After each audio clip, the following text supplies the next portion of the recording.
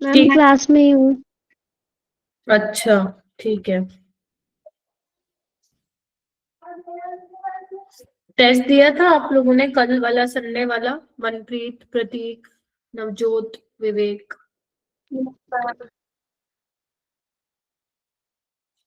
प्रतीक दिया था, हर्ष, हरमीत?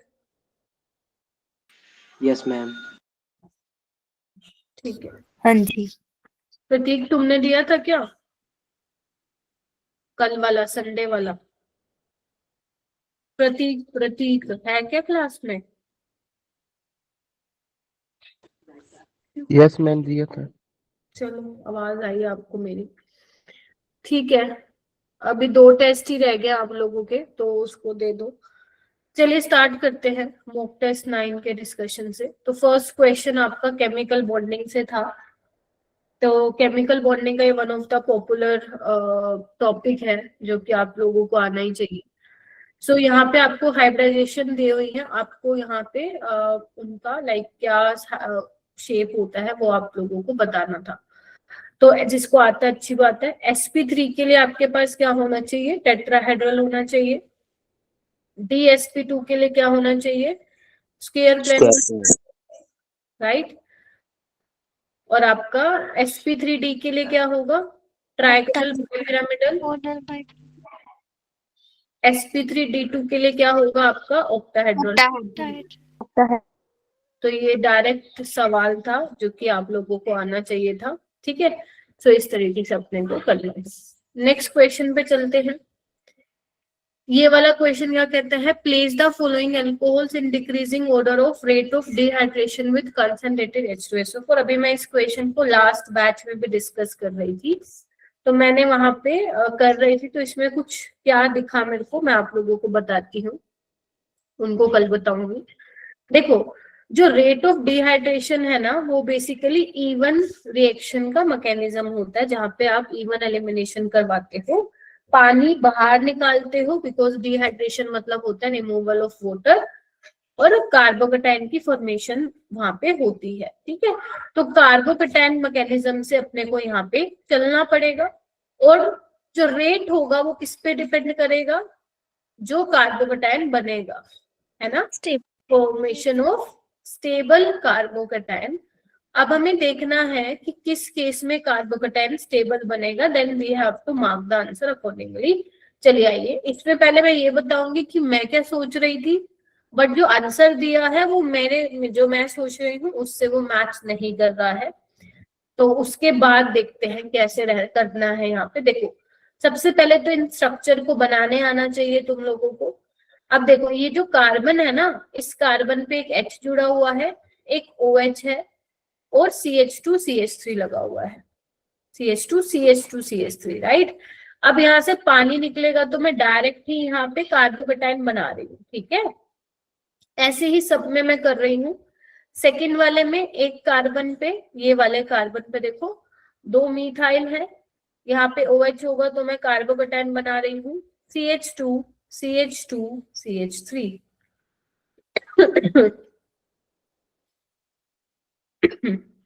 ठीक है। तीसरे वाला देखो, एक कार्बन पे 2 CH3, इस पे OH है तो मैं कार्बोकेटाइन बना रही हूँ, राइट। और क्या है यहाँ पे? CH और मिथाइल लगे हुए हैं 2, राइट। तो एक ये वाला हमारा बन चुका है। चलो मैम ठीक है। फोर्थ वाला CH3 CH2, कार्बन पे एक H है, OH पानी निकाल के डायरेक्ट मैं कार्बोकेटाइन बना रही हूँ, और इस वाले कार्बन पे एक H है 2, इस तरीके से उसके साथ मिथाइल लगे हुए हैं, राइट। फिफ्थ वाले में देखो, मैं इसको हटाऊंगी तो प्राइमरी डिग्री बनेगा। तो प्राइमरी सब में देखो, बाकी सब में सेकेंडरी या टर्शरी बन रहा है, सिर्फ फिफ्थ वाले में प्राइमरी बनेगा। तो हमारा आंसर फिफ्थ वाला तो सबसे कम होगा उसका रेट ऑफ डिहाइड्रेशन। पहले तो मुझे सारे बच्चे ये कंफर्म कर दो, क्या ये बात क्लियर हो गई है क्या तुमको? ठीक है। अगर ये बात अपने को क्लियर हो गई है तो हमें यहाँ से 2 ऑप्शन एलिमिनेट होते हुए दिखाई दे रहे हैं कि ये नहीं हो सकता है, ये नहीं हो सकता है, ये होगा। राइट। अब इन दोनों में देखो 3 ग्रेटर देन 2 है, 3 ग्रेटर देन 2 है, तो सबसे पहले उसको भी समझ लेते हैं क्योंकि अपन डिटेल में डिस्कशन कर रहे हैं। देखो थर्ड वाले में आपका कौन सा डिग्री कार्बोकैटायन है, टर्शरी डिग्री कार्बोकैटायन, राइट। अब यहाँ पे क्या है, ये भी टर्शरी है। अब मैम क्या करें, तो सेकंड मैंने तुम लोगों को फैक्टर बताया था कि आप हाइपर कंजुकेशन से डिसाइड कर लो कि कौन ज्यादा होगा, जिसके ज्यादा हाइपर कंजुकेटिंग बनेंगे उस हिसाब से आपका ज्यादा स्टेबल स्ट्रक्चर होगा, मतलब ज्यादा स्टेबल कार्बोकैटायन बनेगा। तो यहाँ पे ये अल्फा, ये अल्फा, ये अल्फा, तो इस हिसाब से यहाँ पे 8 अल्फा हाइड्रोजन यहाँ पे हो रहे हैं, 6 और 2 8। अगर मैं इसके हिसाब से चलूँ, ये अल्फा और इस कार्बन पे ये अल्फा, तो टोटल 7 अल्फा हाइड्रोजन है। तो जिस हिसाब से मैं आप लोगों को बता रही हूँ उस हिसाब से दूसरे वाला ज्यादा स्टेबल होना चाहिए था तीसरे वाले से। ध्यान से देखो, दिख रहा है सबको? बट ऑप्शन में क्या है, 3 ग्रेटर देन 2 है, मतलब उन्होंने कुछ अलग सा यहाँ पे अप्रोच फॉलो की है। वो क्या है जो कि ठीक भी है, मैं भी देख भी रही। नहीं नहीं बेटा, यहाँ पे सेकंड और थर्ड में कहाँ आप अगर हाइड्राइड शिफ्ट कराओगे, अगर मान लो आप यहाँ हाइड्राइड शिफ्ट कराती हो तो क्या होगा, देखते हैं एक बार हाइड्राइड शिफ्ट कराने से क्या होता है। देखो भाई सारे, हाइड्राइड शिफ्ट मान लो मैं यहाँ पे करवा देती हूँ, ठीक है, तो उसको कराने से वो तो सेम ही बन गया ना बेटा, बिकॉज 7 ही अल्फा हाइड्रोजन है, तो उसको कराने से तो कुछ हुआ ही नहीं, देखो, राइट। तो मतलब हम कैसे एक्सप्लेन करें कि 3 वाला ज्यादा स्टेबल है। तो देखो बच्चों, हमने ना एक पॉइंट पढ़ा था कि जितना ज्यादा ब्रांचिंग होगी ना उतना ज्यादा आपका कार्बोकैटायन स्टेबल बनता है, ठीक है। तो जो कार्बोकैटायन की स्टेबिलिटी है ना वो ब्रांचिंग पे भी डिपेंड करती है। ये वाला रीजन इन्होंने यहाँ पे इसको बेसिकली रीजन मान के आंसर दिया है। तो अब देखो, इधर ध्यान से देखना, ध्यान से देखो सारे बच्चे, देखो अगर तुम ध्यान से देखोगे तो इस कार्बन पे 2 मिथाइल है, इनके प्लस आई लग रहे हैं, हाँ मैम, और ये आपका CH2 लगा हुआ है। जबकि यहाँ देखो इस कार्बोकैटायन को 2 मिथाइल तो कर रहे हैं, साथ ही साथ यहाँ पे देखो इस वाले कार्बन पे ब्रांचिंग लगी, ब्रांचिंग हो रखी है, कैन यू सी दैट। और स्टीरिक हिंड्रेंस जो है, जहां पे स्टीरिक हिंड्रेंस होती है ना, वो कार्बोकैटायन की स्टेबिलिटी को बढ़ाता है। मैम हमें कैसे पता चलेगा, वो ऐसे पता चलेगा बच्चों, क्योंकि उसने सभी ऑप्शन में देखो थर्ड वाला ज्यादा स्टेबल बोला था। अगर आप ये नहीं भी देखते पॉइंट तो भी आपको ऑप्शन एलिमिनेट कर लोगे, आपकी 3 वाला ज्यादा ही होगा। लेकिन क्यों ज्यादा होगा मैं ये बता रही हूँ, अगर आप हाइपर कंजुगेशन से जाओगे तो नहीं होगा। तो यहाँ पे इन्होंने इसका मतलब ब्रांचिंग वाला जो है पॉइंट यहाँ पे कंसिडर किया है कि promote the branching higher the आपका स्टेबिलिटी ऑफ कार्बोकैटायन, इसलिए उन्होंने तीसरा वाला दूसरे से ज्यादा दिया है और लास्ट में 5वां। अब बात आते हैं, फर्स्ट और फोर्थ की बात करते हैं। तो फर्स्ट और फोर्थ की मैं बात करूंगी तो ध्यान से देखना, फर्स्ट में अल्फा हाइड्रोजन कितने हैं, ध्यान से देखो 4 ही है, और फोर्थ में कितने हैं, 3 है, ध्यान से देखो, हाँ है ना। तो उस हिसाब से मेरा कौन सा स्टेबल होना चाहिए मैम, फर्स्ट ज्यादा स्टेबल होना चाहिए था फोर्थ से, तो मेरा ऑप्शन सी आना चाहिए था। लेकिन जो ऑप्शन दिया है वो बी दिया है। क्यों दिया है, मतलब ब्रांचिंग वाला फैक्टर कंसिडर कर रहे हैं ना यहाँ पे, तभी तो 3 का ज्यादा दिया है 2 से। तो इसका मतलब जब 3 और 2 में उन्होंने ब्रांचिंग वाला फैक्टर कंसिडर किया है हाइपर कंजुगेशन की बजाय, तो हम इससे ये आइडिया लग गया कि इसमें भी उन्होंने ब्रांचिंग वाला फैक्टर क्या किया है, कंसिडर किया है। ये स्टीरिक हिंड्रेंस इस कार्बोकैटायन को ज्यादा स्टेबल बना रहा है, ठीक है। यहाँ पे ज्यादा आपकी ब्रांचिंग होने से ये वाला कार्बोकैटायन जो है वो क्या हो रहा है, ज्यादा स्टेबल हो रहा है एज कंपेयर टू फर्स्ट। तो इसीलिए जो इसका ऑर्डर आएगा वो 3 2 4 1 5 आएगा, ठीक है। एक मिनट रुक जाओ अब्दुल्ला, सेम अगर मान लो तुम्हारे जेई में आता है तो मैम हमें कैसे पता चलेगा, बिल्कुल आपको शायद ना भी पता चले, बट अगर कुछ ऑप्शन उसने इस तरीके से फ्रेम किए हैं तो मतलब उसने 3 और 2 में भी हाइपर कंजुगेशन से ज्यादा तवज्जो किसको दे रखी है, ब्रांचिंग को दे रखी है। तो आपको पता चल जाएगा कि बाकी ऑप्शन किस तरीके से आएंगे। हाँ अब्दुल्ला आप बोलो। मैम सिर्फ इस क्वेश्चन में एक्सेप्शनली ब्रांचिंग को ज्यादा वो दी हुई प्रायोरिटी या फिर हाइपर कंजुगेशन को ही देनी है मैम हमेशा? फिर से बोलो। मैम मतलब इस वाले क्वेश्चन में एक्सेप्शनली है कि हमने ब्रांचिंग को प्रायोरिटी दी हमने ऑर्डर के लिए स्टेबिलिटी के, या फिर नहीं हमेशा ही देखो, देनी है? जो ये देखो बेटा, जब ये रेट ऑफ डिहाइड्रेशन निकल के आता है ना, ये एक्सपेरिमेंटली निकल के आता है कि इस फलाने मॉलिक्यूल का जो रेट ऑफ डिहाइड्रेशन है वो उतना देखने को मिला। ठीक है, हम तो केमिस्ट्री में क्या करते हैं, जो वो वैल्यूज हमारे पास एक्सपेरिमेंटल डेटा आते हैं उसको यूज करके मैं कॉन्सेप्ट एक्सप्लेन करती हूँ। टीचर कॉन्सेप्ट एक्सप्लेन कर सकते हैं कि ऐसा ऐसा क्यों हुआ होगा। तो यहाँ पे जब आपकी एक्सपेरिमेंटल वैल्यूज आई होंगी रेट ऑफ डिहाइड्रेशन की, तो वहां पे फोर्थ वाले का ज्यादा आ रहा होगा फर्स्ट वाले से, राइट। तो फोर्थ वाला ज्यादा आ रहा होगा, तो मैंने उसको एक्सप्लेन किया कि भाई साहब इन्होंने यहाँ पे फिर वो ब्रांचिंग वाला फैक्टर किया है। जो आप बोल रहे हो कि मैम हाइपर कंजुगेशन, मैंने आपको यही सिखा रखा है कि पहले आप मतलब जैसे इसमें तो रेजोनेंस वेजोनेंस का कोई सीन नहीं है, तो हाइपर कंजुगेशन से जाओगे। बट क्योंकि क्वेश्चन को ही फ्रेम वैसे किया गया है, क्वेश्चन के ऑप्शन ही वैसे बनाए गए हैं कि आपको वहां पे ब्रांचिंग कंसिडर करनी है, तो इस टाइप के क्वेश्चन में you will get a hint paper में कि ब्रांचिंग कंसिडर करनी है या हाइपर कंजुगेशन। और ये वाले क्वेश्चन मतलब आ सकता है पेपर में, बिल्कुल नहीं कह रही, बिल्कुल बहुत बढ़िया क्वेश्चन है ये, लेकिन आने के चांसेस बहुत कम है। अगर आते हैं तो आपको ऑप्शन से हिंट मिल जाएगा, जैसे हमें 3 और 2 से हिंट मिल गया कि वो ब्रांचिंग को क्या कर रहे हैं, डोमिनेटिंग इस वाले क्वेश्चन में मान रहे हैं। ठीक है अब्दुल्ला, ऐसे आपको पेपर में भी आइडिया बिल्कुल लग जाएगा, ज्यादा घबराने की बिल्कुल भी जरूरत नहीं है। तो इसका ऑप्शन जो मैं मार्क कर रही हूँ वो फाइनल क्या है, बी। ठीक है, और वैसे नोट्स में आपके लिखा हुआ है, फिर भी अगर आप लोगों ने नहीं मेंशन किया हुआ है तो प्लीज इसको लिख लेना, क्या पता काम आ जाए आप लोगों के। चलिए next question. When dilute H2SO4 and hydrogen peroxide are added to a solution of chromate ion, an intense blue color is produced which is stable in ether. This is due to the formation of। ये वाला question हमने reaction कहाँ पे पढ़ी थी, जब मैंने आपको डी ब्लॉक एलिमेंट्स में इंपॉर्टेंट रिएक्शंस लिखवाई थी, याद करो, मुझे नहीं पता किसको याद है। तो ये वाली रिएक्शन इंपॉर्टेंट हुआ करती थी जब आप क्रोमेट की रिएक्शन कराते हो एसिडिक मीडियम में H2O2 के साथ, तो आपको जो ब्लू कलर आता है वो किसकी वजह से आता है, क्रोमियम पेंटाऑक्साइड की वजह से आता है, जिसका बटरफ्लाई लाइक स्ट्रक्चर होता है।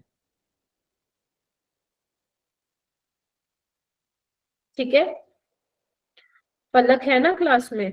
मैम सुखजीत है, स्मृतिका, तृप्ति है, ठीक है। हाँ, तो इस तरीके से ये जो CrO5 है इसी का ही क्या होता है अपने पास, ब्लू कलर होता है। ठीक है, तो अब यहाँ पे होगा क्या, इसका ऑक्सीडेशन स्टेट भी पूछ लिया जाता है, हमें लगता है इसका ऑक्सीडेशन स्टेट 10 होगा। कैसे? ऐसे 10, जबकि क्रोमियम की मैक्सिमम कितनी होती है, +6, तो 10 नहीं हो सकती। तो वो उसके स्ट्रक्चर से पता चलता है कि उसकी ऑक्सीडेशन स्टेट कितनी होगी। तो ये परोक्सो लिंकेज है, -1 का चार्ज आएगा, इस पे -2 का, तो क्रोमियम पे आएगा +6 का। अच्छा सुहानी भी आ गई। फिलहाल ये नहीं पूछा था हमसे, हमसे पूछा था इंटेंस ब्लू कलर किसका आएगा, तो ऑप्शन नंबर सी इसका करेक्ट हो जाएगा।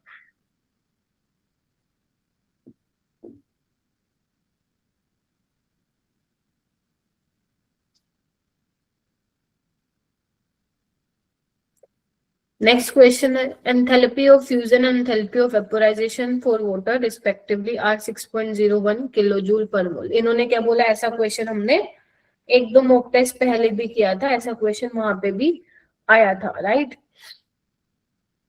तो ये छोड़ना नहीं है, डोंट टेल मी, ये थर्मोडायनामिक्स से सवाल है, ये सिंपल बेसिक केमिस्ट्री का सवाल है जो आप बना सकते हो।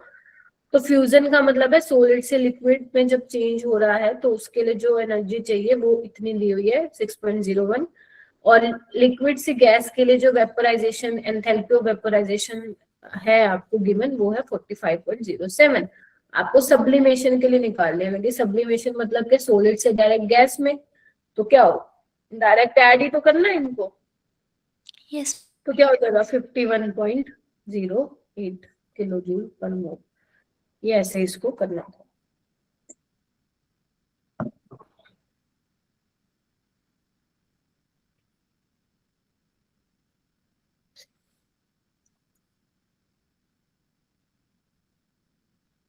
Next question, major product of the following reaction is.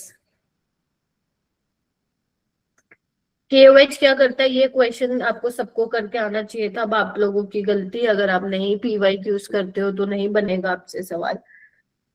Alcoholic QH कराता है E2 एलिमिनेशन। तो अब एक्सेस में दिया हुआ है मतलब दोनों ब्रोमीन निकलेंगे, और ऑप्शन में भी हमने दोनों ब्रोमीन निकलते हुए दिखाई दे रहे हैं। तो यहाँ पे आप देखिए कि कौन सा ब्रोमीन जो है यहाँ पे निकलना चाहिए। अमनदीप कौन सा, सॉरी, यहाँ पे कौन सी एल्कीन बननी चाहिए अमनदीप?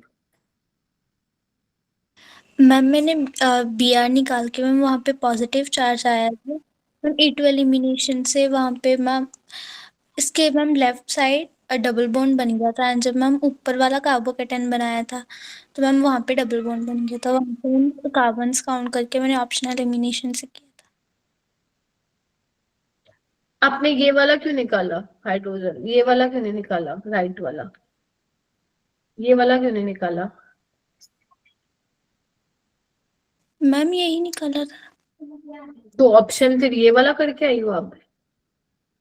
हाँ जी मैम, ये किया था बट गलत हो गया।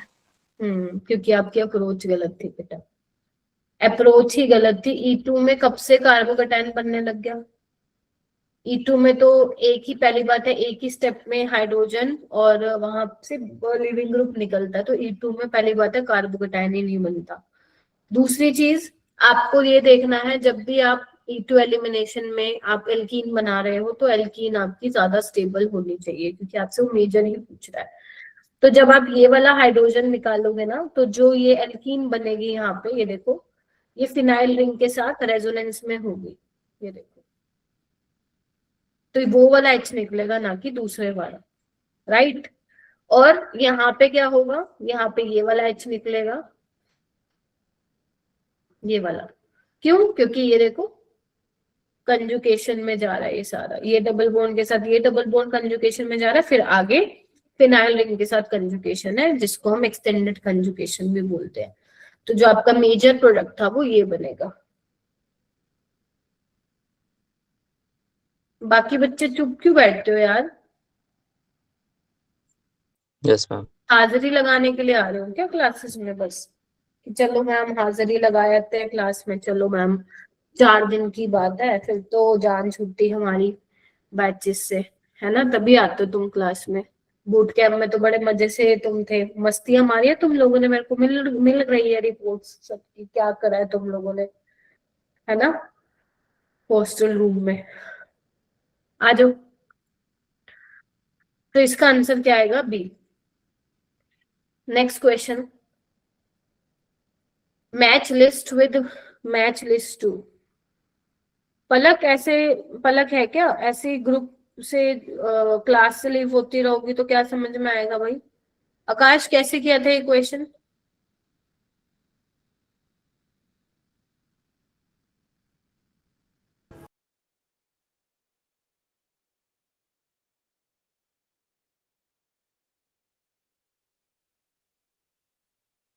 कृतिका कैसे किया था ये? मैम मैंने ये क्वेश्चन नहीं किया था। धनंजय कैसे किया था?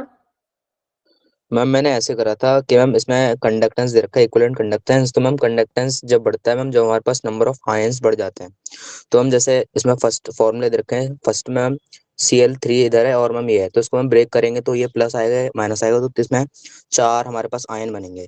और हम दूसरे वाले में 2 बनेंगे, तीसरे में 3 बनेंगे, और मैम फोर्थ वाले में 5 आयन बनेंगे। तो मैम 5 आयन बनेंगे तो मैम 5 की सबसे ज्यादा कंडक्टेंस होगी, तो फोर्थ वाले का डी हो गया।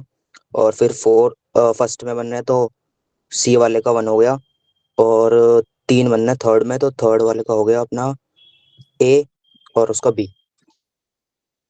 वेरी गुड, बिल्कुल सही एक्सप्लेनेशन है इसकी धनंजय की। सो यही करना है, मैं दोबारा रिपीट नहीं करूंगी। नंबर ऑफ आयंस प्रोड्यूस्ड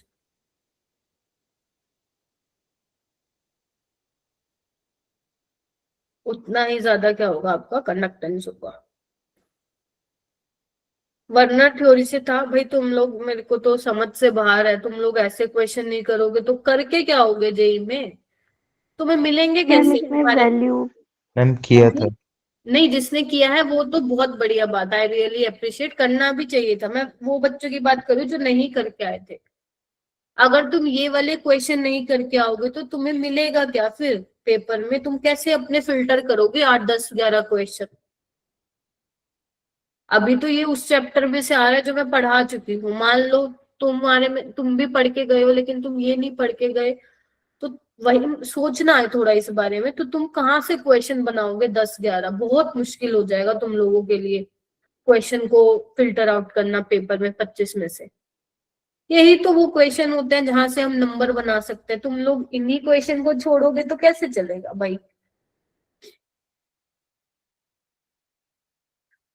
तुम लोग पता नहीं क्या पढ़ के जा रहे हो, मेरे को तो समझ से मेरी बिल्कुल ही बाहर है भाई, बिल्कुल ही बाहर है। तो फर्स्ट वाले में देखो बाहर 3 Cl है, राइट, 3 Cl नेगेटिव आयंस है, ये निकलेंगे। और यहाँ पे 1 Cl है, यहाँ पे 2 Cl है, यहाँ पे 4 Cl है। तो सबसे ज्यादा आयंस आपके फोर्थ में प्रोड्यूस होंगे। तो आपका जो फोर्थ वाला है वो मैच होगा आपका सबसे ज्यादा वाला, यानी कि डी का 4। फिर उसके बाद यहाँ पे 3 है ना, तो उसके बाद कौन सा ज्यादा है, सी, तो सी का होगा फर्स्ट। तो डी का 4, सी का फर्स्ट, डी का 4, सी का फर्स्ट, ये वाला एक ऑप्शन दिया हुआ है। ए का थर्ड हो जाएगा और फिर बी का सेकेंड हो जाएगा। तो इसके हिसाब से करना था। नेक्स्ट क्वेश्चन आते हैं। ये वाला question, what is the maximum wavelength in the Lyman series of helium plus, ये आपका आया हुआ है एटॉमिक स्ट्रक्चर से, Bohr model of hydrogen spectrum.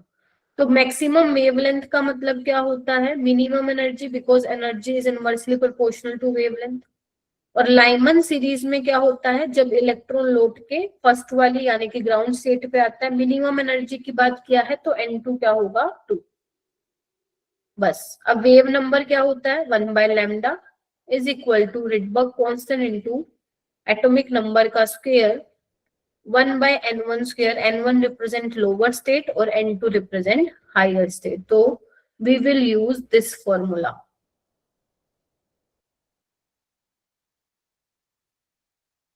ठीक है, चलिए। ओके, तो अपने को वेव नंबर नहीं लैम्डा चाहिए।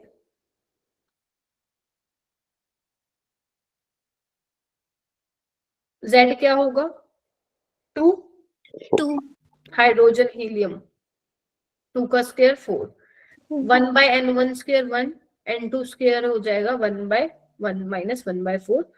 तो ये आ जाएगा 3/4 3/4। तो ये कैंसिल आउट हो जाने वाला है। तो ये 1/λ आ जाएगा 3r।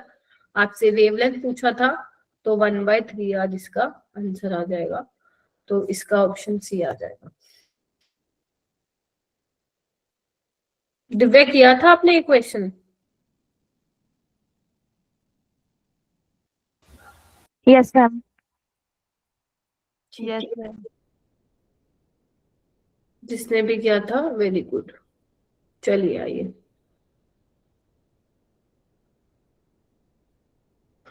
हर्षित किया था? Yes ma'am. Next question, photo electric effect, ये आप फिजिक्स में भी पढ़ते हो, केमिस्ट्री में भी पढ़ते हो। आपको मेटल की थ्रेशोल्ड फ्रीक्वेंसी दी गई है, इसका कॉन्सेप्ट मैंने तुम लोगों को मॉक टेस्ट में बताया था। थ्रेशोल्ड फ्रीक्वेंसी जो है मेटल की आपको दी हुई है 10⁻15 पर second. Ratio of maximum kinetic energy of photo electrons when metal is irradiated with the radiation of frequency इतना एंड इतना। मतलब मेटल पे ये वाली फ्रीक्वेंसी वाली लाइट की फ्रीक्वेंसी जो है रेडिएट करवाई है और ये वाली करवाई है, ठीक है। और जो मेटल है उसका थ्रेशोल्ड फ्रीक्वेंसी आपको दिया हुआ है, आपको काइनेटिक एनर्जी का रेशियो निकालना था।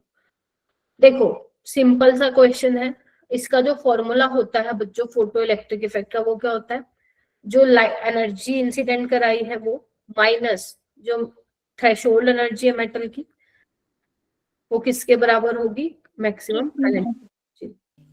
अब एनर्जी क्या होता है, एच न्यू, ये थ्रेशोल्ड एनर्जी है तो आपको H new note, because this is a threshold frequency, क्योंकि फोटो इलेक्ट्रिक इफेक्ट के लिए जो आप इंसिडेंट करवा रहे हो फ्रीक्वेंसी, जो लाइट की फ्रीक्वेंसी है वो ग्रेटर देन और इक्वल टू होनी चाहिए थ्रेशोल्ड फ्रीक्वेंसी से, ठीक है, तब इलेक्ट्रॉन इजेक्ट आउट होगा, वरना नहीं होगा। और ये होगी अपनी फर्स्ट, ऐसी सेकेंड वाली ये हो जाएगी।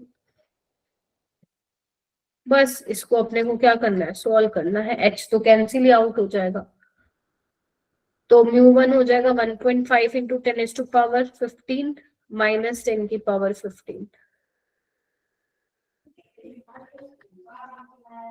इसको मैं x बाय y लिख रही हूँ, तो जब आप इसको सोल्व करोगे 10⁻15 कॉमन आ जाएगा और ये आ जाएगा 0.5/2/1 यानी कि 1/2, तो रेशियो आ जाएगा 1:2।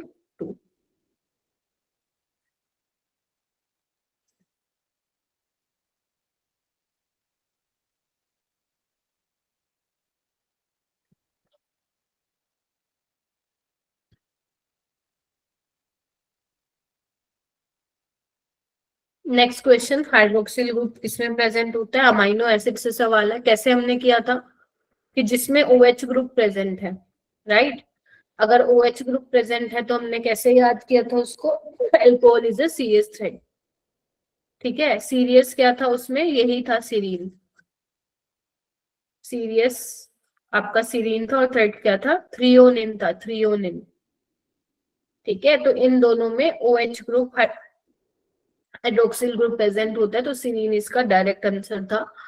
तो सिस्टीन में क्या होता है, सल्फर होता है, लाइसिन आपका बेसिक अमाइनो एसिड होता है, एस्परजीन में आपका माइड लिंकेज होता है। तो जिन्होंने बायोमोलिक्यूल्स पढ़ा है, स्कूल लेवल पे पढ़ा है, तो आपको ये चीजें जरूर मालूम होने चाहिए कि सल्फर कंटेनिंग अमाइनो एसिड्स कौन से हैं, एरोमेटिक कंटेनिंग अमाइनो एसिड्स कौन से हैं, ये सब जो है आप लोगों को पता होने चाहिए।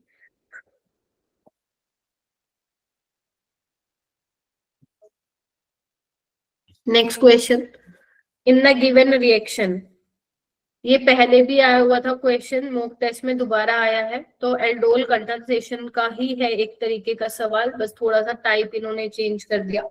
एल्डोल में हम क्या करते हैं, सबसे पहले अल्फा एच को निकाल के कार्बन आयन बनाते हैं, राइट। अब यहाँ पे हमारे पास ये अल्फा एच है, तो एक तो तुम्हारे पास ये पॉसिबिलिटी है, हम ध्यान रखना वही वाला अल्फा एच निकाल दे जो ज्यादा एसिडिक होगा, बट इस वाले क्वेश्चन में हमारे पास ये भी चॉइस है कि एक ये भी हम निकाल सकते हैं। अब तुम्हें चेक करना है which carbon ion is more stable, तो मुझे तो ये NO2 वाला ज्यादा स्टेबल लग रहा है, क्यों, क्योंकि ध्यान से देखो, एक तो NO2 माइनस आई इफेक्ट लगा रहा है ना, और क्या कर रहा है, माइनस M से इलेक्ट्रॉन डेंसिटी अपनी तरफ खींच भी रहा है, यस सुनो, ध्यान से देखो सारे बच्चे, ये आ चुका है पहले, नया क्वेश्चन नहीं आया ये। तो ये वाला जो कार्बन आयन बना है ना, ये वाला, ये ज्यादा आपका क्या है, स्टेबल है, ठीक है। तो यानी कि यहीं से ही आपका क्या निकलेगा, H निकलेगा, राइट, बेस यहीं से ही H निकालेगा, और बस फिर ये अटैक करेगा जो हम पढ़ते आ रहे हैं। तो देखना क्या बनेगा,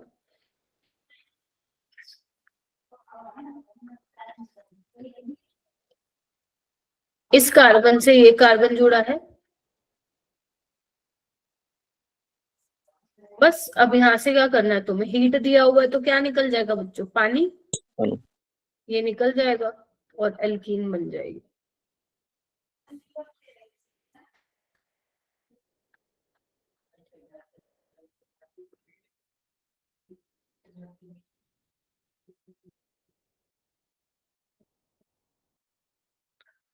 option number 1।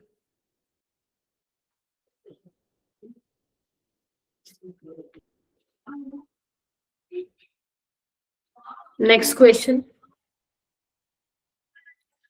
A redox reaction is shown in the diagram. Identify the reaction. ये तो 10th क्लास का क्वेश्चन है. आपको एक बीकर में ब्लू कलर का सॉल्यूशन दिया है, उसमें मेटल रोड डाली हुई है. जब रिएक्शन हुई तो क्या हुआ कि ब्लू सॉल्यूशन जो है वो कलरलेस हो गया है और जो रोड है उस पे क्या हुआ है, ब्राउन ब्राउन, मतलब जंक लग गया बेसिकली, है ना. ब्राउन कलर का डिपोजिशन हो गया है, डिपॉजिट हो गया मेटल. तो बेसिकली कौन सा आपका रिडॉक्स रिएक्शन है, तो ये वही अपने जिंक कॉपर है. तो ये सॉल्यूशन जो ब्लू कलर का था वो किसका था, कॉपर 2+ का. तो अब कॉपर 2+ क्या करेगा, इलेक्ट्रॉन गेन करेगा, ठीक है. और जिंक क्या करेगा, इलेक्ट्रॉन लूज. जिंक +2 में चेंज हो रहा है और कॉपर 2+ क्या कर रहा है, कॉपर में जा रहा है, डिपॉजिट हो रहा है तभी. तो इसका ऑप्शन ए क्या होगा, करेक्ट होगा. ठीक है, सिंपल आपका इलेक्ट्रोकेमिस्ट्री का बेसिक सवाल था. ये वाला क्वेश्चन देखो, अब ये वाला क्वेश्चन शायद आप लोग छोड़ के आए हैं, नहीं पता था तो छोड़ के ही आना था. बाकी मैं बता देती हूँ, ज्यादा मुश्किल नहीं है, अगर इन फ्यूचर आए तो आप कर सकते हो. आपको क्या पूछा है, which of the following amino acid is converted to benzyne on diazotization followed by heating. देखो सबको डाइएजोटाइजेशन तो पता है, बेंजाइन भी पता है क्या, नहीं पता तो बेटा ये होता है बेंजाइन. मैंने कभी हो सकता है अपने मुंह से निकाला हो, या हो भी सकता नहीं देखो बताया हो, बेंजाइन होता है ये. अब बेंजाइन आप कैसे निकालोगे, देखो डाइएजोटाइजेशन करनी है, सबकी डाइएजोटाइजेशन का क्या मतलब है, NH2 will convert into diazonium salt, right. Yes ma'am. ठीक है, और यहाँ पे क्या COH एसिडिक होता है, तो मैं इसका H+ यहाँ पे निकाल लेती हूँ. ठीक है, अपने आप मैंने निकाल दिया कि भाई साहब हो गया होगा रिमूव. हीट भी किया है ना, अब हीट किया तो क्या हो सकता है, गैसेस निकलेंगी. अब N2 जो है वर्ल्ड्स बेस्ट लिविंग ग्रुप है, तो भाई इसको मौका मिलेगा तो निकलेगा, हीट करा है ना तो निकलेगा ही. और ऐसे ही हीट करोगे तो CO2 भी निकलेगा. अब CO2 निकलेगा तो इस तरीके से निकलेगी CO2, और N2 निकलेगी तो इस तरीके से निकलेगी. तो यहाँ नेगेटिव यहाँ पॉजिटिव, क्या यही बना लेगा बेंजाइन, ध्यान से देखो. तो इसी को ही हम क्या बोलते हैं, बेंजाइन बोलते हैं. बेंजाइन क्या होता है, इंटरमीडिएट होता है, जैसे कार्बोकेटाइन कार्बोनाइन होता है ना, वैसे बेंजाइन इंटरमीडिएट होता है. अब एक बात बताइए कैसे बन पाया, जब निकलने वाला जो ग्रुप है N2 और बेसिकली CO2 निकल रही है, वो दोनों क्या है, एडजेसेंट पोजीशन पे लगे होंगे, तभी ये काम हो पा रहा है ना. अब देखो ये तो मेटा पे लगे हुए हैं, यहाँ से तुम N2 निकालोगे और यहाँ पे तुम CO2 निकालोगे, बनेगा क्या बेंजाइन, नहीं बनेगा. यहाँ पे क्या है भाई साहब, ये तो पैरा पे है, दूर दूर है. यस और नो, यहाँ पे कैसे बनाओगे बेंजीन, बताओ कैसे बनाओगे, नहीं बनेगा. यही तो पॉसिबिलिटी है ना बनने की, जब दोनों एडजेसेंट पोजीशन पे लगे हों आपस में. और यहाँ पे तो CO2 निकलेगा ही नहीं, कैसे. और अगर तुम निकाल भी दो, मान लो CO2 तुम निकाल भी दो, यहाँ पे तो कोई चांस ही नहीं लग रहा कि बेंजाइन यहाँ पे बन जाएगा. तो ना ही A ऑप्शन में पॉसिबल है, ना ही C ऑप्शन में पॉसिबल है, और ना ही D ऑप्शन में पॉसिबल है. सिर्फ B ऑप्शन में पॉसिबल है, डाइएजोटाइजेशन करा के N2 को ta-ta bye bye, CO2 ta-ta bye bye. तो तुम्हें खुद साफ साफ दिख रहा है कि यहाँ पे क्या बन जाएगा, बॉन्ड बन जाएगा. हर्ष तुम्हारी 2 आईडी है क्या, हर्ष सरोज और जिससे तुमने ज्वाइन किया है. नो मैम, एक ही है. ठीक है, ठीक है, तो इस तरीके से ये क्वेश्चन हो जाएगा. ठीक है, आए तो कर लेना पेपर में दोबारा. ठीक है, लिख लो इसको अपने नोट्स में. आगे चलते हैं बच्चों. ये क्या कह रहे हैं कि ये क्या है, अपने पास ब्यूटेनोइक एसिड है. सोडा लाइम क्या करता है मैम, डी कार्बोक्सिलेशन कराता है. तो बेसिकली CO2 निकल जाएगा, तो ये कितने कार्बन होंगे, 3 कार्बन, यानी कि प्रोपेन. और जब इसकी आप रेड फॉस्फोरस के साथ करा रहे हो, आपकी NCERT में है रिएक्शन, तो आपको क्या करना है, कुछ नहीं करना, ये पूरा विल कन्वर्ट इनटू एल्केन, यानी कि 4 कार्बन है, 4 ही रहेंगे, कम ज्यादा यहाँ पे नहीं होंगे. तो अब देखो यहाँ पे कितने का डिफरेंस है, CH2 यूनिट का डिफरेंस है, तो ये क्या होंगे आपस में होमोलोगस हो। होमोलोगस। हम पढ़ते थे ना बचपन में CH2 यूनिट का डिफरेंस, होमोलोगस सीरीज है। तो पहले वाला प्रोपेन है, दूसरे वाला ब्यूटेन है। Next question, reagent can be used to distinguish between acetophenone from benzophenone। Acetophenone क्या होता है बच्चों? मैम बेंजीन के ऊपर C डबल बॉन्ड CH3। और आपका बेंजोफिनोन ये होता है इस तरीके से। अब हमें देखना है कि तुम इन दोनों को कौन से टेस्ट से डिस्टिंग्विश कर सकते हो, राइट? कौन सा रिएजेंट आप यूज करोगे? तो सबसे पहले है 2,4-DNP, 2,4-डाइनाइट्रोफिनाइल हाइड्रोजन। तो ये तो टेस्ट किसके लिए होता है? कीटोन को पता लगाने के लिए होता है। अब दोनों ही कीटोन है, मतलब ये तो दोनों के साथ ही रिएक्ट कर जाएगा। हाउ विल यू डिफरेंशिएट कि एक एसिटोफिनोन है एक बेंजोफिनोन है? You can note. बेंडिक्ट में क्या बताया था? बेंडिक्ट में तो भाई वो कीटोन के साथ टेस्ट ही नेगेटिव देता है, तो बेंडिक्ट आप यूज ही नहीं कर सकते हो। सोडियम बायसल्फाइड, भाई ये खुद ही बल्कि न्यूक्लियोफाइल है ना? याद करो, मैंने आप लोगों को कराया था ये एल्डिहाइड, एलिफेटिक एरोमेटिक एल्डिहाइड के साथ रिएक्ट कर जाता। कीटोन में ये किसके साथ करेगा आपका? तो उसके साथ, एसीटोन के साथ। तो अब ये भी बल्कि तो ये तो दोनों के साथ ही नहीं करेगा।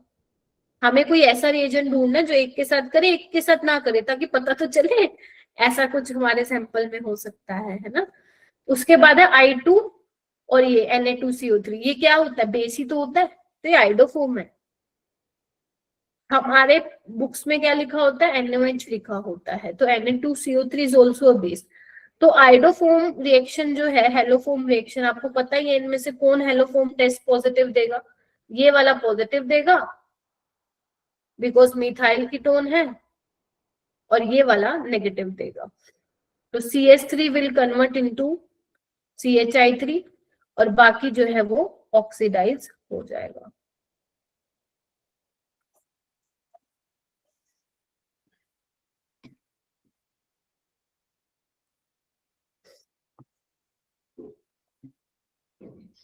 Examine the following two structure for pyrrole. आपको करेक्ट स्टेटमेंट यहाँ पे बतानी थी, तो आपको देखो, पढ़ो इसको। ये रेजोनेटिंग स्ट्रक्चर इन्होंने कैसे बनाया? ऐसे बनाया है, जो कि गलत है। पाई बॉन्ड से कभी भी नहीं होता लोन पेयर की साइड, लोन पेयर टू पाई जाते हैं इलेक्ट्रॉन डेंसिटी। क्योंकि ये करने से हुआ क्या? नाइट्रोजन के कितने बॉन्ड बन गए? 1 2 3 4 और नेगेटिव के नाम पर 2। तो कितने इलेक्ट्रॉन हो गए? देखना, 10 इलेक्ट्रॉन हो गए, है ना? देखो ध्यान से देखो, ये तो वॉल उसको ऑक्टेट रूल को क्या कर रहा है? वोलेट कर रहा है। तो ये तो स्ट्रक्चर ही नहीं बना सकते आप। तो एक ही ऑप्शन में शायद मेरे को दिख रहा है ये ना, कि सेकंड वाला एक्सेप्टेबल नहीं है। यहाँ पे क्या कह रहा है? सेकंड इज एक्सेप्टेबल, गलत। वो कह रहा है एक्सेप्टेबल नहीं है क्योंकि चार सेपरेशन। ऐसा नहीं होता कि चार सेपरेशन है तो वो एग्जिस्ट नहीं करेगा या नहीं बनेगा।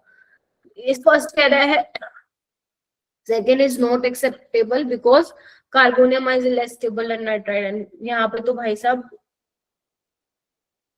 8 इलेक्ट्रॉन से ज्यादा चल रहा है। नाइट्रोजन मैक्सिमम 4 बॉन्ड बना सकता है, वैसे तो 3 बनाता है, 4 बना सकता है, वो भी पॉजिटिव चार्ज लेता है। तो गलत है, यहाँ पे तो 10 इलेक्ट्रॉन दिखा रहा है इसके। ठीक है, तो ये वॉयलेट रूल, वॉयलेट कह रही हूँ, ऑक्टेट रूल को वायलेट करता है। हाँ मैम, मैम सेकंड वाला चार्ज सेपरेशन कब होता है? रेजोनेटिंग स्ट्रक्चर में चार्ज सेपरेशन होता तो है, भूल गए क्या?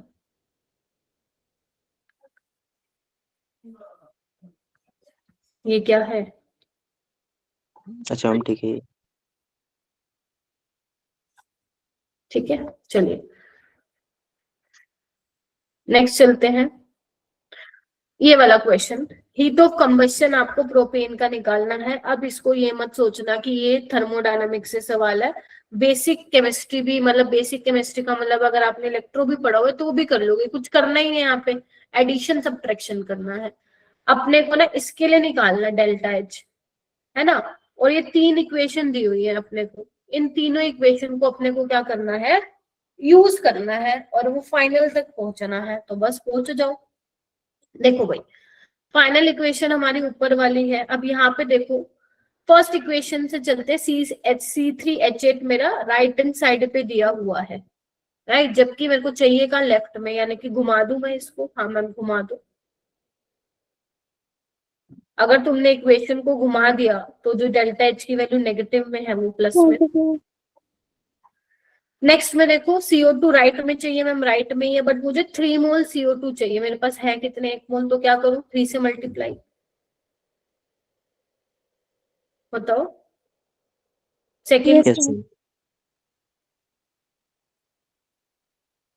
तो इसको भी 3 से मल्टीप्लाई करो। कहीं तुम ई नोट सेल से कंपेयर मत कर देना, एक्सटेंसिव प्रॉपर्टी होती है, डिपेंड करता है ये कि तुम कितने इलेक्ट्रॉन से मल्टीप्लाई डिवाइड वगैरह कर लो। वोटर राइट हैंड साइड पे, मुझे भी राइट हैंड साइड पे चाहिए, लेकिन ये 4 मोल है, तो 4 से कर दूं मल्टीप्लाई, तो इसको भी 4 से कर दो। बस अब जोड़ के देखो क्या आ रही है फाइनल इक्वेशन। हाँ मैम आ तो जाएगी, देखना, 3 कार्बन से 3 कार्बन गए, ठीक है, ये आपके 2O2 बन जाएंगे, तो 5O2 हो गए, और ये अपने पास क्या हो गया, और भी कर दिया गया कुछ नहीं, बाकी सब हो गया, तो बस बन गया अपने पास क्या, C3H8, ठीक है। अच्छा, यहाँ पे एक अपना ये रह गया था, यहाँ पे एक से, यहाँ पे 4H2 था, ठीक है, तो ये इससे कैंसिल हो गया, तो ये क्या बन गया अपना, 5O2 gives 3 mole of CO2 plus 4 mole of पानी। तो ये कैसे आई ये इक्वेशन फाइनल, इन सबको ऐड करके आई, तो अब वही करना है, तो मैं ऐड कर दो, 103.8 plus 3 into minus 393.5 plus 4 into minus 241.8, बस। अब यहाँ पे तुम्हारा जो रोल आएगा वो किसका आएगा, सोल्व करने का, कैलकुलेशन का। करना एक बार कैलकुलेशन, मैम ए आ रहा था, करा था तो। बाकी भी करो।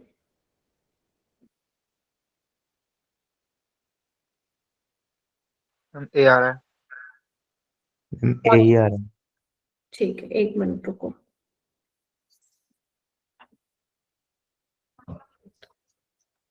तो आप, सॉरी, आपका आ रहा है 2043.9 माइनस के साइन के साथ, ठीक है, तो इस तरीके से सवाल होगा। आगे चलते हैं, नेक्स्ट क्वेश्चन पे चलते हैं। 4 statement regarding ethers are given below, identify the false statement. अब ये कहाँ से आया क्वेश्चन अपने पास, ये अपने पास आया है ईथर से, ईथर के जो एनसीईआरटी में ईथर है उसकी लाइन से आया हुआ है। तो वो कह रहे हैं ईथर को हम are named as alkoxy derivative of alkane, हाँ इसको हम क्या बोलते हैं, इथोक्सी इथेन ही तो बोलते हैं, क्योंकि Yes, ma'am. सब्स्टिट्यूएंट होता है ना ईथर वाला, फंक्शनल ग्रुप नहीं होता है, इथोक्सी इथेन। तो एक एल्कोक्सी वाला पार्ट होगा और दूसरे वाला पेरेंट चेन वाले को आप एल्केन के उसमें लिखोगे, राइट। तो ये तो बिल्कुल ठीक है, अपने को गलत बताना है, तो फर्स्ट वाला जो ऑप्शन है वो तो हटा दो, मतलब जहाँ पे फर्स्ट लिखा होगा। सेकेंड देखो, larger alkyl group along with the oxygen atom is named as alkoxy group. देखो इसका मतलब क्या है, लेट्स से मेरे पास ये है जो लार्जर एल्काइल ग्रुप वाला ये है, तो ध्यान रखना जहां पे नंबर ऑफ ऑक्सीजन के आजू बाजू देखना, जहां पे नंबर ऑफ कार्बन एटम ज्यादा है वो पेरेंट चेन का पार्ट होगा, ना कि एल्कोक्सी ग्रुप का। तो इसका नाम हम बोलते हैं मिथोक्सी इथेन, ना कि इथोक्सी इथेन, ठीक है। तो ये पेरेंट चेन का पार्ट है, तो ये चीज तो गलत होगी, अपने को गलत बतानी थी। फिर वो कह रहे larger alkyl group is considered as a parent chain, ये तो एक सेकेंड, ये तो ठीक है। थर्ड वाला स्टेटमेंट, तो मतलब फोर्थ वाला क्या हो जाएगा, फोर्थ वाला अपना गलत हो जाएगा। Gully.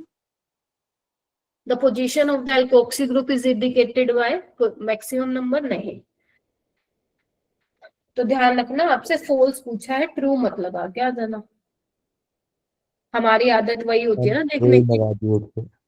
हमारी आदत ट्रू देखने की होती है, इसलिए बार बार कहती हूँ ये चीज जरूर देखा करो। ये आपने नहीं पढ़ा है जेल डाल मेथड, तो मैं इसको नहीं करा रही हूँ, 2 बार मैंने वो कर दिया है, यहाँ पे दूसरे बैच में हो रखा था तो मैंने करवा दिया था। चलिए आइए 45 equivalent weight of KMnO4 when it is converted into MnSO4। फिर भी आपको अगर टाइम है करना है तो आपको रीच आउट करना पड़ेगा मेरे को, I will share the lecture, but लेकिन ये तभी करना जब आप लोगों ने 11th का कुछ पोर्शन अच्छे से किया हो। आइए देखो, ये क्वेश्चन बहुत ही आसान था। कैसे? इक्विवेलेंट वेट बताना है KMnO4 का जब वो कन्वर्ट हो रहा है किसमें, MnSO4 में। क्या था इसमें बेटा, ये डी ब्लॉक में पड़ा है अपन ने, मैग्नीज +5 में है, यहाँ पे +2 में है। कितना का चेंज आ रहा है भाई? 5 का। हाँ जी, आ रहा है कि नहीं आ रहा? +7, मैग्नीज का +7 है ना KMnO4 में ऑक्सीजन, तो कितने का चेंज आ रहा है? 5 इलेक्ट्रॉन का। और इक्विवेलेंट वेट क्या होता है बच्चों? Molar mass by N factor. N factor कितना है? 5। आंसर आ चुका है, कुछ था ही नहीं इसमें।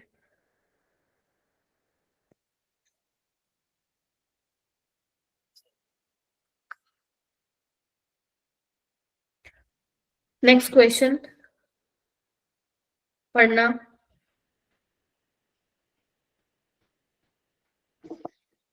श्रुति कैसे किया था ये?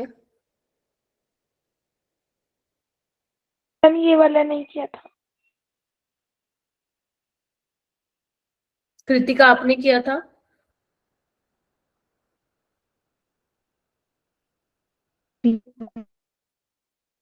आकाश तो बिल्कुल गायब है। प्रतीक कैसे किया था ये क्वेश्चन? तृप्ति, हर्षित, नैतिक, मनप्रीत। No ma'am. हाँ हर्षित किया था क्या?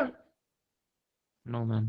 ठीक है, जिनका मैं नाम बोल रही हूँ वो बताओ किया था क्या? प्रतीक, नवजोत, नो मैम। प्रिंस, खोजान। भाई बोलते क्यों नहीं आजकल, कहाँ गायब रहते हो? बताओ किया था कि नहीं? प्रिंस, आवाज नहीं आ रही आपकी।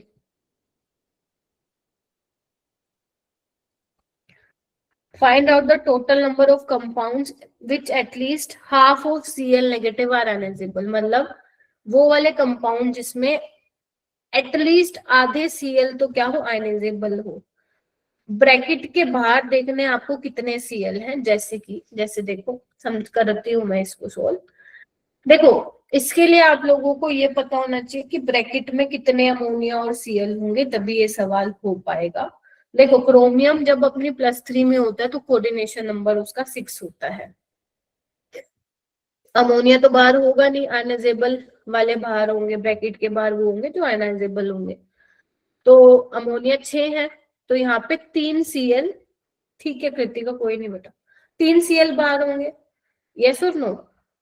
है कितने? 3 Cl और तीनों के तीनों बाहर है, हाफ से ज्यादा ही होंगे, तो यानी कि ये हमारे आंसर का पार्ट होगा, है ना। सेकंड में देखो 5 अमोनिया अंदर है, कोऑर्डिनेशन नंबर 6 होगा तो 1 Cl अंदर लेना पड़ेगा, बाहर कितने आएंगे? 2। तो 3 में से 2 बाहर है, तो इसमें भी क्या होगा, आधे से ज्यादा Cl नेगेटिव आयंस आयनाइजेबल हो जाएंगे। मतलब पानी में डालोगे तो 2 Cl नेगेटिव आयंस मिलेंगे। थर्ड में देखो 4 अमोनिया है, अंदर कितने Cl होंगे मैम? 2, और बाहर कितने होंगे Cl? 3 में से सिर्फ 1 ही बाहर है, ये नहीं होगा। बोलो भाई क्या कहते हो? यहाँ पे देखो 4 में 3 अमोनिया अंदर, 3 ही Cl बाहर, तो सॉरी 3 ही Cl अंदर, तो सारे के सारे अंदर होंगे, कोई आयनाइजेबल ही नहीं है, ये भी नहीं हो सकता। फिफ्थ में देखो प्लेटिनम, कोऑर्डिनेशन नंबर 6 में होता है जब +4 ऑक्सीडेशन स्टेट में होता है। ये भी छोटी बातें जो है पता होनी चाहिए थी। अब इसमें देखो चारों के चारों Cl बाहर है, तो ये भी आंसर होगा। सिक्स्थ में देखो 5 अमोनिया अंदर, 1 Cl अंदर, ताकि कोऑर्डिनेशन नंबर 6 हो जाए, और 4 में से 3 Cl बाहर, तो ये भी होगा आंसर। यस और नो? Yes ma'am. सिक्स्थ देखो, ये तो मैं लिखवा रही हूँ ना इसलिए टाइम लग रहा, नहीं तो तुम करते तो हो जाता बहुत जल्दी।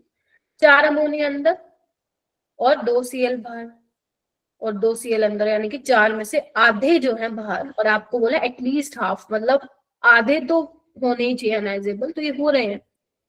नेक्स्ट देखो, ये कौन सा है, सेवेंथ।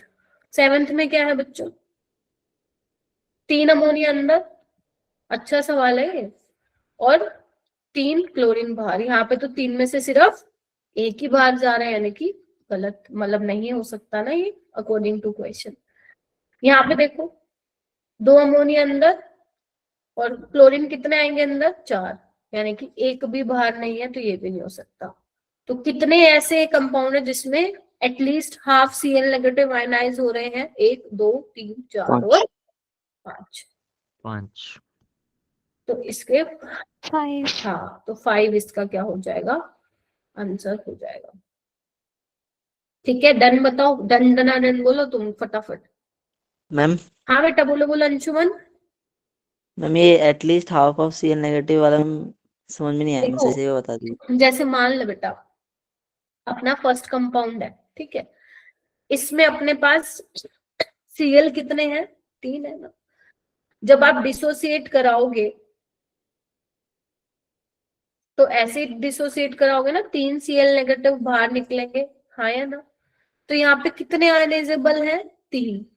हमारे पास कितने थे, 3, तीनों के तीनों आयनाइजेबल। हमें बोला at least half of Cl negative ionizable. मान लो अगर टोटल 4 मान लो मेरे पास Cl है, तो 4 में से एटलीस्ट हाफ, कम से कम 2 तो आयनाइज होने ही चाहिए, मतलब 2 ब्रैकेट के बाहर होने चाहिए, 2 से ज्यादा भी हो सकते हैं, राइट। ये मतलब है इसका, at least half of Cl negative ions are ionizable. अब आया समझ में। जैसे यहाँ पे देखो 2 Cl बाहर है, तो 3 में से 2 बाहर हो गए, आधे से ज्यादा हो गए ना। 3 का आधा कितना होता है, 1.5। अब 1.5 का तो ऐसे कोई सीन बनता ही नहीं, तो 2 आपके बाहर आ रहे हैं, तो एटलीस्ट ज्यादा। 1 करके समझ लिया हाँ जी बेटा, मैम, मैंने एटलीस्ट 1 करके समझ लिया था। हाँ वो गलत होगा, 1 नहीं, एटलीस्ट हाफ ऑफ Cl। ठीक है, जितने Cl है उतने उसके आधे 2 आयनाइज होने चाहिए, ठीक है। चलिए नेक्स्ट क्वेश्चन पे चलते हैं, 48। ये कहाँ से आया था, अपने वही सॉल्यूशन चैप्टर से।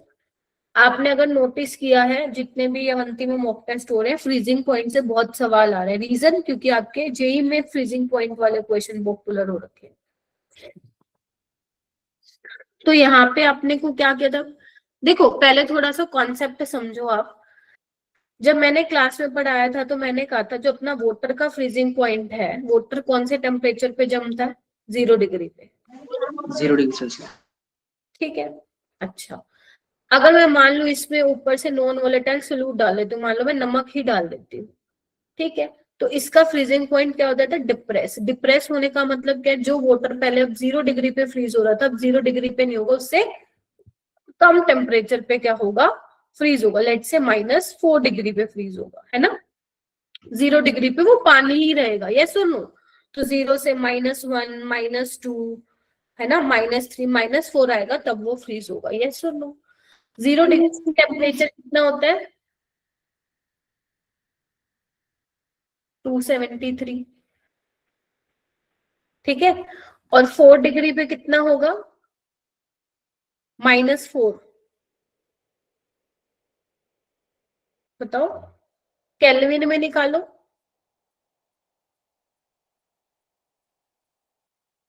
269। Yes ma'am. 269, यार तुम इसमें भी सोच रहे थे क्या, Sorry. ठीक है। तो ये केल्विन में मैम किया है और मैंने कुछ भी नहीं किया है। हाँ बोलो।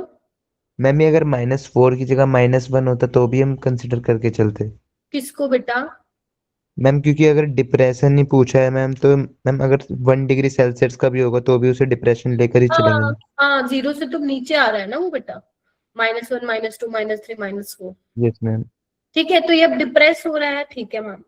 तो हम डेल्टा TF कैसे निकालते हैं, TF नोट माइनस TF। ये क्या होता है, फ्रीजिंग पॉइंट प्योर सोलवेंट का, ये सॉल्यूशन का। सोलवेंट किस पे फ्रीज हो रहा है, 0 पे, राइट। और ये किस पे हो रहा है, -4 पे, तो ये कितना आ रहा है, 4, यस और नो, समझे, बोलो भाई। चलिए अब आते हैं आगे। अब वो क्या बोला पढ़ना, how many grams of methyl alcohol should be added to 5 litre tank of water, मतलब 5 लीटर का टैंक है, ठीक है, राइट, पानी है उसमें, आप उसमें कितने ग्राम मिथाइल एल्कोहल डालोगे to prevent its freezing at 268 kelvin. इसका मतलब क्या हुआ, 268 केल्विन का मतलब, देखो वाटर फ्रीज हो रहा है 0 डिग्री पे, ठीक है, मिथाइल एल्कोहल डालोगे तो उसका फ्रीजिंग पॉइंट क्या हो जाएगा, डिप्रेस हो जाएगा, मतलब वो 0 पे फ्रीज नहीं होगा। 268 केल्विन का क्या मतलब है, कितने डिग्री, -5 डिग्री सेल्सियस। ठीक है, अगर आप 273 में माइनस कर दो तो प्लस आ जाएगा, वो तो डेल्टा टीएफ निकाल के प्लस का ही आएगा, राइट। तो यानी कि डेल्टा टीएफ क्या दिया हुआ है अब यहाँ पे, 5 डिग्री दिया हुआ है, बस यही करना है। अब सोल्व कर लो। Delta TF is equal to I into K F into molality. I तो 1 ही है बॉन्ड ऑफ फैक्टर, क्योंकि कोई डिसोसिएट वाला सोल्यूट है ही नहीं इलेक्ट्रोलाइट, तो ये हो गया 5। आई कितना हो जाएगा 1, के एफ आपको दिया हुआ है, मोलालिटी क्या होता है, number of moles of solute by mass of solvent in KG, तो given mass, molar mass methyl alcohol का 32 निकाल लेना। अब सोलवेंट का मास कैसे निकालोगे अमनदीप, आपने किया था क्या? नो मैम, अभी तो आपने कहा मैंने कर लिया था, पिछले वाला था मैम। बताओ किसी ने किया क्या, सोलवेंट का मास कैसे निकालोगे, ये क्यों छोड़ के आए तुम लोग, सोलवेंट का मास कैसे निकालोगे केजी में, नहीं सिखा रखा मैंने, डेंसिटी यूज करो ना, सब कुछ तुम्हारे नोट्स में लिखा हुआ है। डेंसिटी क्या होती है पानी की, 1 ग्राम पर, अब डेंसिटी होता है मास बाय वॉल्यूम, तो मास हो जाएगा डेंसिटी इंटू वॉल्यूम, 1 ग्राम पर ml, वॉल्यूम कितना है 5 लीटर, इसको मिलीलीटर में चेंज कर लो ताकि आपको यूनिट दिखा पाऊं कि कैसे निकाल रहे हो। तो ये ग्राम में आएगा, अपने को केजी में चाहिए होता है, तो बस इसको सोल्व करना है तुम लोगों को।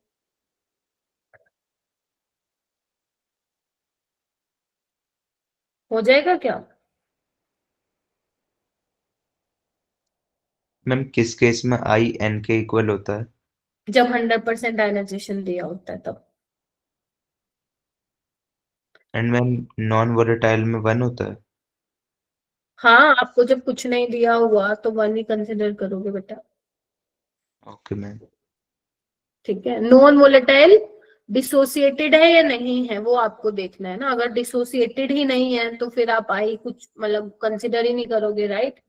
और जब वो डिसोस इलेक्ट्रोलाइट दिया हुआ है आपको कोई, ठीक है, तो वहां पे आप फिर चेक करो कि आपको क्या दिया हुआ है, आयनाइजेशन क्या, मान लो तुम्हें कुछ भी ले लो आप, क्या दिया हुआ है, उसका चेक करो कि 100% आयनाइजेशन है या नहीं है। मान लो NaCl दिया हुआ है आपको, तो उसका क्या कंसिडर करोगे, अगर 100% आयनाइजेशन है, आपका आई क्या हो जाएगा, 2 हो जाएगा।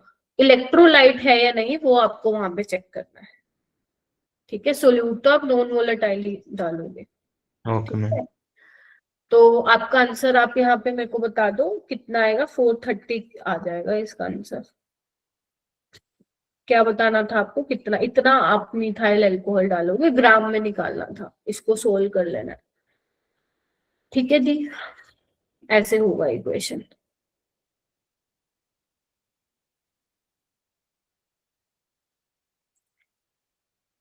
नेक्स्ट क्वेश्चन, ये आया हुआ आपके इलेक्ट्रोकेमिस्ट्री से।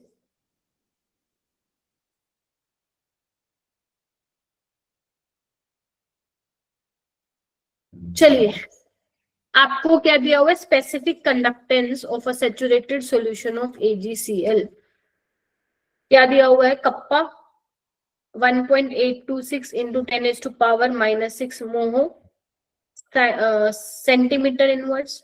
आपको लिमिटिंग मोलर कंडक्टिविटी दी हुई है 138.26 MHO मोहो सेंटीमीटर स्क्वायर पर मोल। आपको सोल्युबिलिटी निकालनी है AgCl में, इसमें मिलीग्राम पर लीटर में, तो फॉर्मूला वही है, कप्पा इंटू 1000 बाय कंसंट्रेशन लेते थे, अब आप सोल्युबिलिटी लेते हो, और सोलिबिलिटी के केस में जो मोलर कंडक्टिविटी है वो अप्रोक्सीमेटली आप लिमिटिंग मोलर कंडक्टिविटी के बराबर ही मान सकते हो। तो फॉर्मूला जो लगेगा वो ये लगेगा, कप्पा इन बाय, मैं सोलिबिलिटी ले रही हूँ, अभी मैं 1000 नहीं ले रही क्योंकि मैं आपको यूनिट से सिखाऊंगी, ध्यान रखना। सोलिबिलिटी शुड बी इन मोल पर लीटर। सोलिबिलिटी किस में होनी चाहिए? मोल पर लीटर में, तभी आप उसको फिर वापस आगे जाके ग्राम पर लीटर और फिर मिलीग्राम में चेंज करोगे। तो सोलिबिलिटी क्या हो जाएगी? कप्पा बाय ये, अब यूनिट बनाओ मोल पर लीटर, कैसे होगा? आओ उधर, कप्पा कितना दिया हुआ है?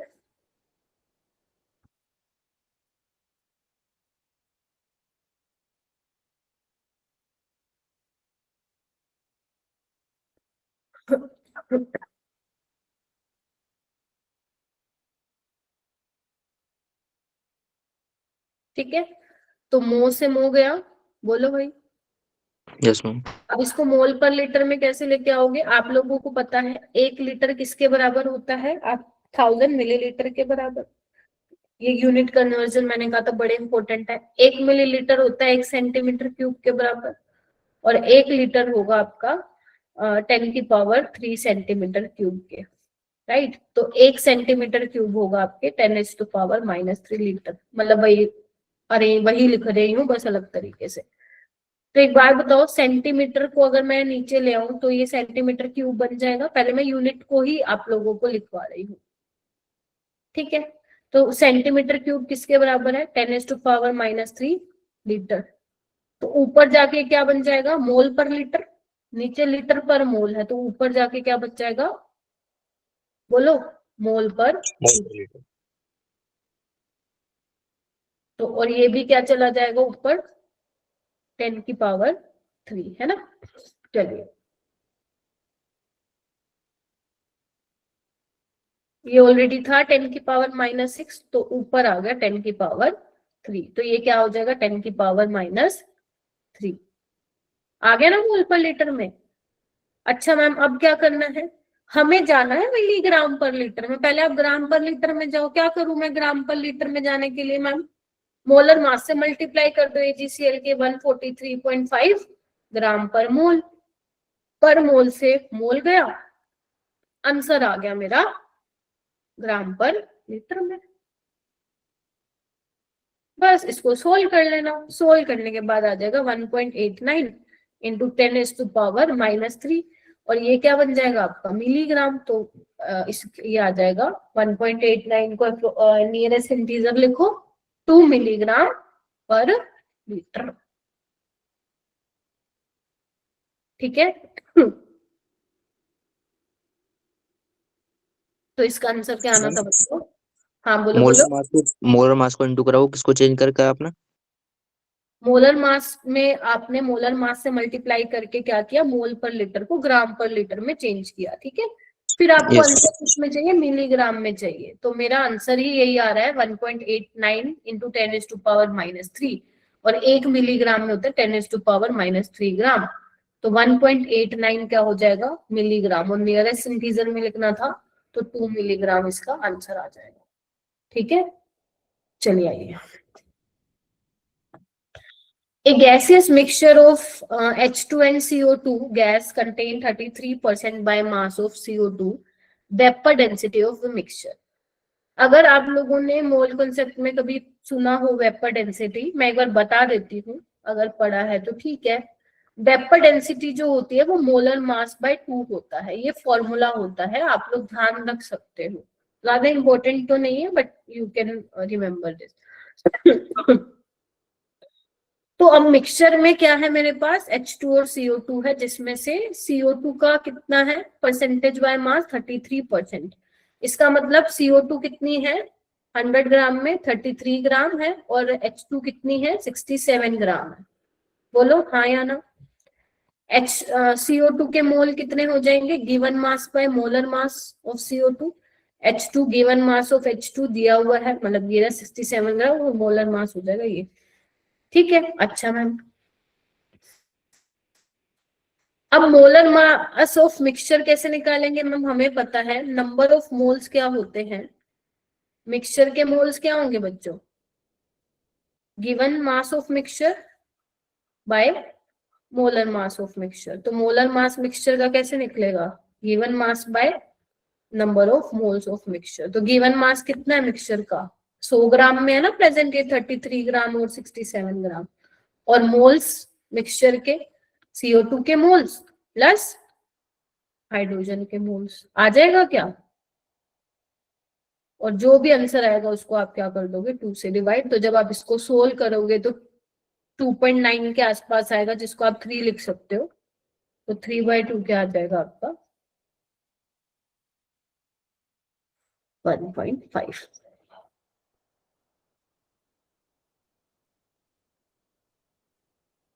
ठीक है, तो ये जितने भी मैंने आप लोगों को क्वेश्चंस करवाए हैं वो सब आपको करने हैं, कोई नहीं छोड़ना। जो मैंने नहीं करवाए 2-3 वो आपको नहीं करने हैं, राइट? तो ये वाले क्वेश्चन आप सबको करने हैं। कल क्या करेंगे हम लोग? कल हम करेंगे केमिकल बॉन्डिंग। ठीक है, तो केमिकल बॉन्डिंग सबको ही करना है, आप लोगों के पास कोई ऑप्शन नहीं है, सबको ही केमिकल बॉन्डिंग पढ़ना है। 5 टॉपिक कर लो। हाइब्रिडाइजेशन, VSCPR, वैसे तो एक ही है ये, MOT और डायपोल मूवमेंट, ये 4 कर लो। चलो, ये 4 टॉपिक हर कोई बच्चा करेगा। किसके? केमिकल बॉन्डिंग के, क्योंकि 2 क्वेश्चन